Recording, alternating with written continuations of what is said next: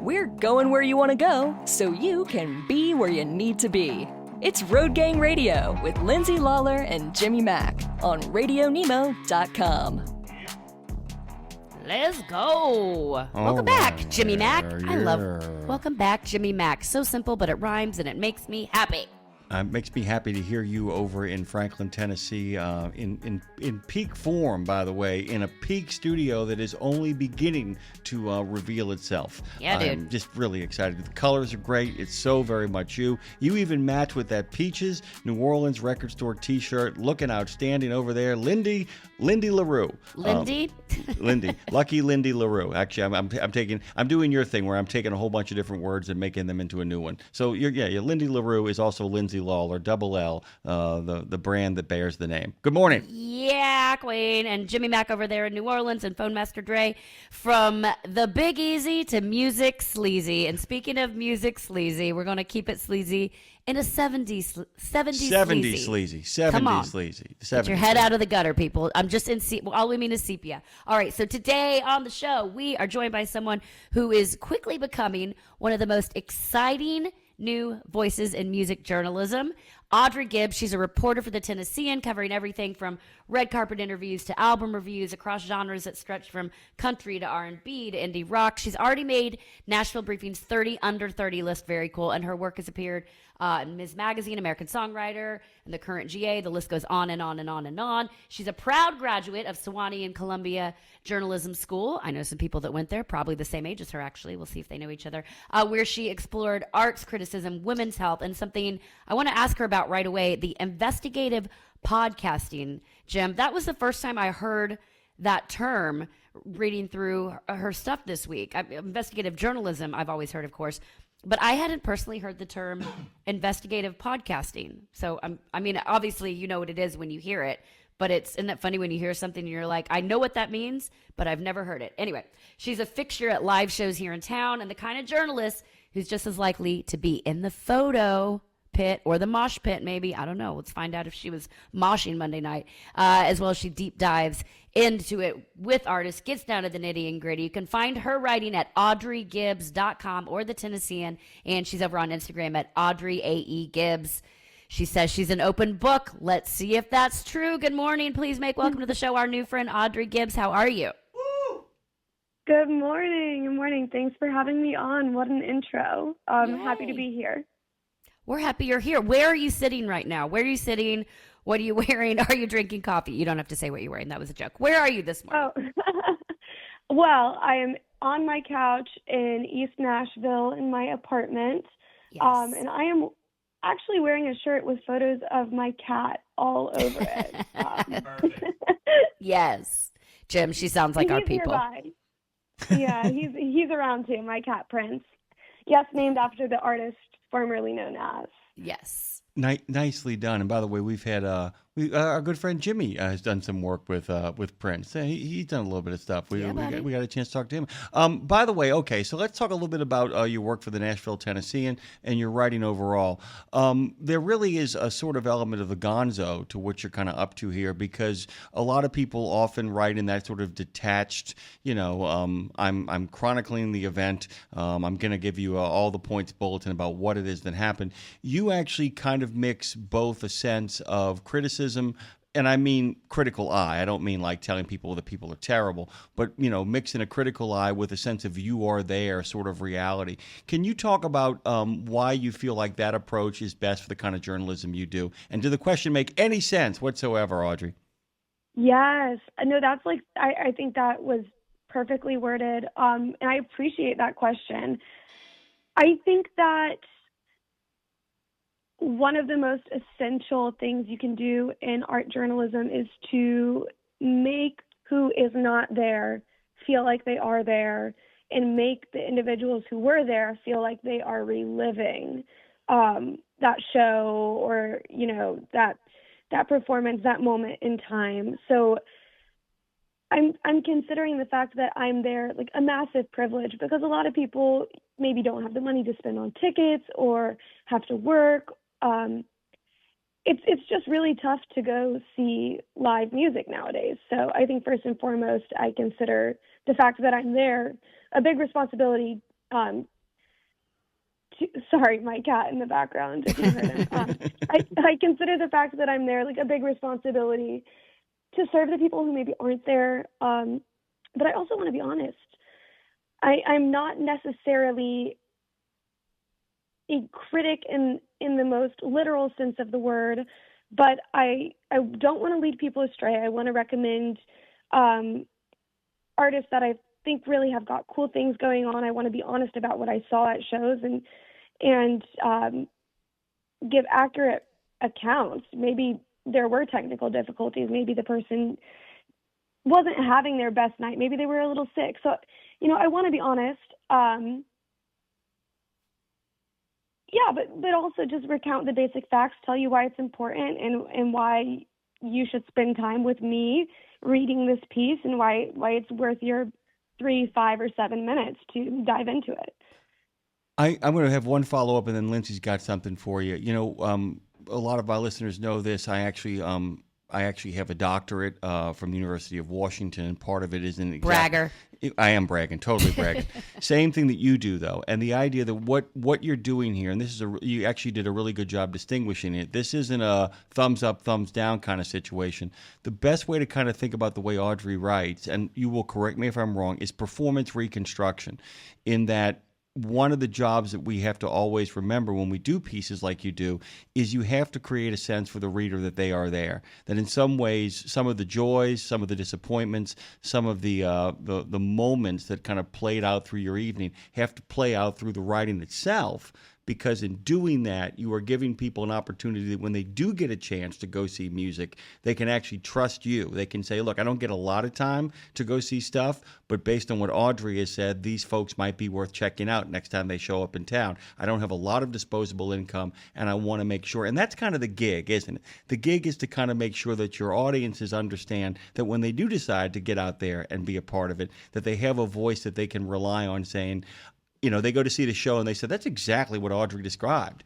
And I'm able to kind of make choices based on that as well and to keep up with what's going on. How'd I do? 100%. I mean, yeah, I think journalism is 100% a public service, no matter your beat. You are informing how people spend their time, their money. And,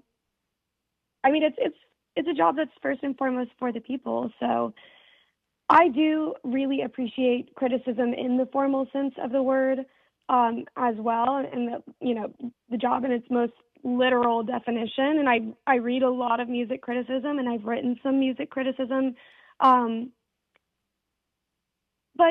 I also think that's one person's opinion, and it's tough. It's a balancing act there. You gotta be smart and informed and not cruel, never cruel. So it's interesting. Well, there's so many things at play here, Audrey. I think what's really cool, first of all, is that you said, I'm really honest. I'm going to tell you my thought. You're not trying to write for the mass. I talk a lot about like the more you get specific to what you want to say, the more you actually end up finding a broader audience. Oddly enough, kind of ironically. But I think if I'm hearing you right, it sounds like, people will, you're not going to be everybody's journalist, and nor should you be. If everybody likes you, you're doing it wrong. So it's like people are going to get to know you and trust you and be like, oh, she and I have the same kind of taste, and they start kind of figuring it out. So they know they're going to trust whatever you say. Y'all have developed the same kind of, similarities as to what you like.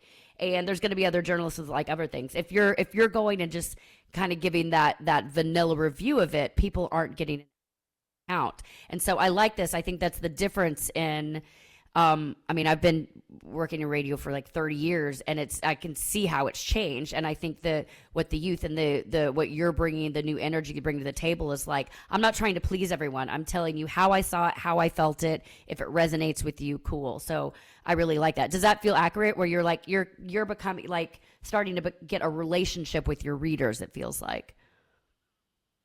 I hope so. Yeah. I hope people feel that way too.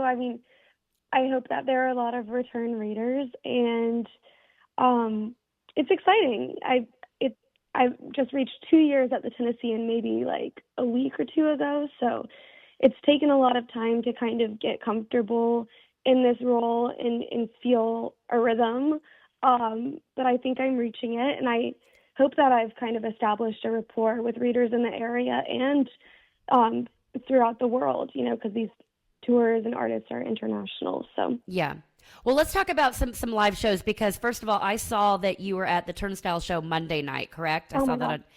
Yeah, we're going to talk about that show because it was epic. I was not there, but my girlfriend Carla was, and so she's sending me videos of it, and I was blown away by what I was seeing from both her and what I saw on your account. And then also, full disclosure, I was at Nelly Ja Rule last night at Ascend Amphitheater, completely different show, but a very awesome energy. And here's my takeaway, and I really want your take on it. Jim, what was so cool, the Turnstile show, they were, when I was joking about the mosh pit up front, but they ended up letting people on stage with the band. And by the end of the show, there was a lot of people on stage with the band, and it wasn't scary. This is why I'm bringing this up. It wasn't scary. There was no need to worry. It was sort of a kumbaya type moment. Correct me if I'm wrong, Audrey, but to me, it felt like this camaraderie of people, like, we're all here for this show. We're fans. Now we're up here together, in it together. I don't know. It really felt, especially in this, the country's turmoil, for me, watching it just on Instagram, felt like a cool moment. And I felt that last night at Nelly Ja Rule too. Yes, says the old lady, because I had several people who were like, "You're going to a concert? Do you have an exit plan?" All these things. And I was like, no, I'm going to enjoy myself. I'm going to have fun. Everything's fine. It was a bunch of 40-year-old white people there last night, too, that were like just as nerdy as we could be, but living our best life and coming together for a nostalgia, whether it be a newer band like Turnstile or a nostalgic band, that we were going to see like Nelly. And I was so reminded both last night and from watching your Insta story Monday night, Audrey, that music is what brings us together. And we have to remember that now, maybe more than ever. Were you feeling that? And what was your take on that show you were at Monday night? Oh my gosh. Yeah, I think that you hit the nail on the head.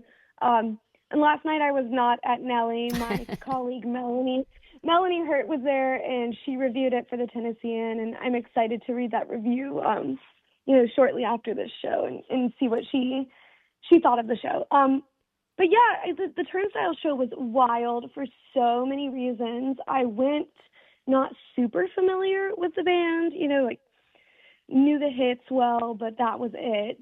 Hadn't read any other reviews of their shows, because sometimes I like to go in completely blind, so I can kind of start as a blank slate.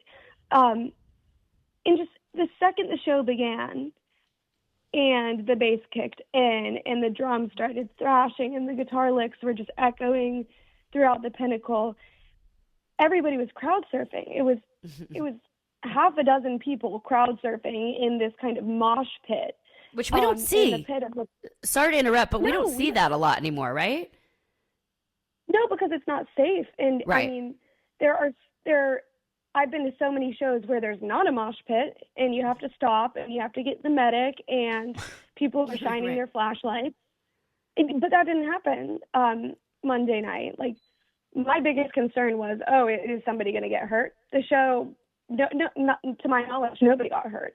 And people were crowd surfing and kind of making their way to the front of the crowd, and then security was lined up at the barricade, catching people like they were human footballs, and then kind of tossing them back into the crowd. And that is what we saw on a fan cam behind the stage, was this sequence of events happening over and over again throughout the night. And once or twice, people made their way up to the stage, would do a little dance, and then jump back into the crowd surfed back to their spot in the audience. So a couple of people had made it past the barricade, but were friendly when they got up to the stage, didn't bug the artists. At one point, Haley Williams came out, and Haley Williams and Brennan Yates were singing Seeing Stars, which came off of Turnstile's most recent album, and a fan made it up to the stage, didn't bug them, dove back in. So by the end of the show, I think all bets were off. It just got really raucous during the encore. Everybody made it past the barricade. I think the band was kind of like, it was radical acceptance at that point. They were like, nobody's bugged us this far. I don't think our fans are going to bug us at this point, and we'll just let them all up here. and it was very kumbaya. It was very beautiful. I think that in the midst of all of the political turmoil, we are seeing little things like that where people are safe and respectful, but also very excited, and energized. It gives you a little bit of a leg up and a little bit of a lift in mood, and realize, okay, there's still hope. We're still okay. Yeah, I love that. We're okay, Jim. Speaking of hope and things being okay, I hate to put this on you right now because I don't know if you've had enough time to kind of get all your thoughts kind of organized on this. Where do you see the current vibe going? I mean, like the other night, which you just talked about, there really is something positive and something growing, a sense that maybe music, as it often has done, can maybe bridge the cultural divide. But beyond all that stuff, in regards to the scene, the music, what do you think the future is in regards to the world that you're covering? I mean, a number of people have talked about with the rise of AI that we're going to see a bigger demand for more in the real world kind of events, that people are gravitating towards experiences over simply sitting and listening to something alone. Are you seeing that? Are you feeling that? Where do you feel like the trends in the world that you're covering right now are taking us from a musical direction, kind of big picture stuff? Yeah, I mean, there's been a lot of data about the people who are kind of fueling the live music industry is Gen Z. I think there's a lot of reasons for that. Like you said, with AI and social media, I do think my generation is craving those live experiences. I think it's really easy to feel like an artist through a screen and have that kind of parasocial relationship. But I think we're seeing almost a rejection of that that's starting in my generation where, I go out more times and people are like, put your phone in a stack or phone down, friends up, people having their devices on airplane mode. And I think we've all kind of reached this fatigue with our screens and this desire to kind of connect more face to face. So I think it makes sense that Gen Z is spending their money on concert tickets. And also coming out of COVID, I think a lot of us feel like we were kind of robbed from those experiences for a couple of years. So it's kind of like we're playing catch up. Yeah, and I don't know when that feeling is going to stop, but I think a lot of people feel that, and kind of like we don't know where everything is going, so I'm just gonna buy the concert ticket. This is how I'm gonna spend my money, and it's gonna be on travel and live shows because we don't know if those are going to go away anytime soon. So I do think absolutely onto something there, Jimmy, with spending our money on shows and craving those live experiences. And then I also feel like with where music is going right now, I feel like rock and roll is back. I feel like people have angst. I feel like the sweaty rock shows are back, whether it's alt or hardcore or punk. I think though we're in kind of the reigning age of pop music right now, and country, country and pop are reigning, I think we're about to see a huge kind of shift towards gritty rock and roll over the next couple of years. Oh, I hope so, because everything old is new again, of course, and I would, I think that it's important here to say, a lot of our listeners don't live in Nashville, and you're giving the Nashville perspective, but let's remember we are Music City here, and we are not just country. So if you can kind of unpack that and let people understand, you cover everything, as we said, pop, indie, R&B, country, rock, et cetera, happening. And do you feel like, everybody, of course, has that they have the stereotype in the head that Nashville is just country. We are not that anymore. Obviously, that's the basis of what's around here, the anchor.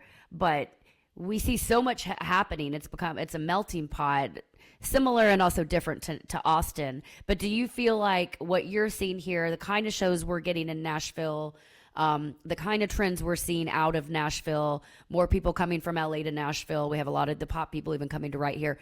Do you think you could say to listeners, hey, I can give an accurate, or the universal eye, whoever we can give an accurate perspective from Nashville on what's trending in music in general, or is Nashville just kind of what's trending in Nashville? Does that make sense?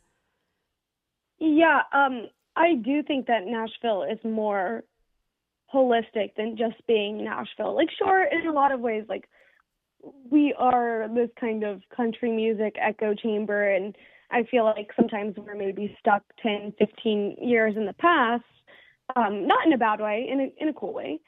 I do think that what's happening in the city is indicative of what's happening in America and our music scene and the world. Like, we're seeing a lot more K-pop writing happening in Nashville. And then we're also seeing a lot of rock and roll made here and a lot of just pop in general, you know, like Sabrina Carpenter's, one of her writers, Amy Allen, writes a lot here. And, you know, the soundtrack, two of the producers on a couple of the songs for K-pop Demon Hunters lived here, you know, worked on those songs out of their Gallatin studio. Those were some of the biggest songs in the world, you know, like, I think there's a lot happening here that people don't know is happening here. And it's exciting to be able to peel back the curtain for people in my pieces, but it's really just the tip of the iceberg. There's so much more happening behind the scenes. There is, Jim, I don't know if you know this K-pop Demon Hunter song she's referring to, but so I have a 6-year-old, and so Audrey, so it's actually starting to drive me crazy, the song Golden. It's in my head, it's waking me up at night. It's all the time. And my producer who I work with, he knows Mark Sonnenblick, one of the writers on the song. And he said that Mark initially was like so embarrassed that he wrote the song, having no idea that it was going to be this like massive global sensation. And now he's like, oh yeah, I wrote that song. Oh yeah, I wrote that song. Yeah, give me that money. I wrote that song all the way to the bank. Jim, and I'll tell you, as a singer myself, nothing humbles you more than trying to sing that dang chorus. It is like, holy crap, it's off the chart, but it is. I'm sending it to you, Jim, just to ruin your life because it will be in your head now forever. You're welcome. Well, my life is already ruined in anticipation of it. By the way, Audrey, we often have people on our chat kind of jump in and be part of the conversation. Our good friend Trucker Boson says, are we seeing a revival of sorts happening worldwide in all variety of musics? I mean, after all, as I pointed out at the top of the show and at the top of Lindsay's addition to the show, that it is International Country Music Day. I mean, in many ways, because we have an International Country Music Day, does Nashville have a responsibility now to become kind of the steward of that, to understand what it means to have a worldwide impact? I mean, do you think the people who are in your city, in Lindsay's city, in fact, understand their global reach now? Yeah, I do think so. See the uppers like Zach Top, Megan Maroney, Ella Langley, like, they're absolutely killing it, and they are bringing country music to brand new audiences that, you know, includes people my age who maybe haven't listened to, you know, they maybe haven't heard of country music or understand classic country. And there is kind of this revival of like keeping classic country alive right now. Like, you see it with like Carter Faith is deeply inspired by Tammy Wynette, and I feel like I'm trying to think of the other parallels you can draw. Like, and there's also so many country families here. Like, we've got like the families of Loretta Lynn, like there's Taylor Lynn, we've got Sam Williams Jr. Like, we are as a city keeping classic country alive, and I think it is a responsibility, but I also think it's one that's been pretty effortless. I think people have kind of opened it with welcome arms and toured extensively and just done what they love, and it's kind of kept a genre like really relevant and really happening right now. I agree. And real quick, we just have about 2 minutes left, but we touched on this in the beginning, so I want you to hit it. The idea, can you pack, because I hadn't I don't know how I hadn't heard the term investigative podcasting before. Is that just investigative journalism, but it's playing out? Is that these like crime podcasts that are playing out, or what is that? Can you unpack that real quick? Yeah, it's basically just investigative journalism as told through podcasting. So I, at my time at Columbia, worked on a podcast called Shoe Leather, where we kind of dove into the riots of Tompkins Square Park back in 1989 in New York, and really took a what happened here kind of lens. And then I also worked for a true crime podcast called Pretend, which is hosted by Javier Leva, and he's brilliant and, did a lot of research and production on scammers, con men, pickpockets, people who have swindled their way to the top. And yeah, that it's just an investigative tale is told through audio. It's a lot of fun. It's what I thought I was going to be doing for a living. But here we are, and wouldn't have it any other way. So, Jim, it's the theater of the mind kind of playing out, but real. But like, oh my God, I cannot believe this dude did that. Well, and by the way, we have a friend of the show, Lindsay, who has made a career making fictional investigative podcasts, by the way, that have made him a big name as well. It's a really great format. Which one? Tell her which one you referring to. Julian Simpson's Lovecraft Investigations, where he takes the Lovecraft stories and turns them into contemporary modern-day true crime podcasts. So there's all kinds of cool stuff out there. Yeah, some neato mosquito stuff. Audrey, I don't want to put you on the spot, but what's the next show you're headed towards?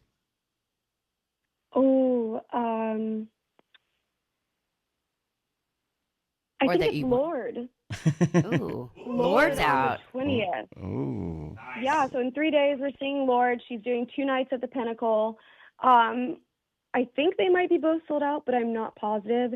And she's having a moment right now, so I'm really excited, and it's gonna make the teen me really happy to see Royals live after all these years. So I'm pumped. Yeah. Well, and the Pinnacle, by the way, if you're passing through Nashville, the Pinnacle is a new venue here, a very, very cool new venue here in Nashville to check out. There's all kinds of live music if you're passing through. Audrey, I'll be at Casey Musgraves at the Ryman tomorrow, so I'm excited to see how that plays out as well. Yeah, baby. Yeah. How cool. Yeah, I'm excited. Everybody, you can go over and follow Audrey Gibbs. Go to audreygibbs.com. You can also follow her on Instagram at Audrey A.E. Gibbs. Check her out. We appreciate you making time. Please keep in touch and let us know which shows you're loving. Thank you for joining us this morning, Audrey. Thank you so much for having me. I really appreciate it. Tell your cat we miss her and we love her. Oh. Or him. Will do.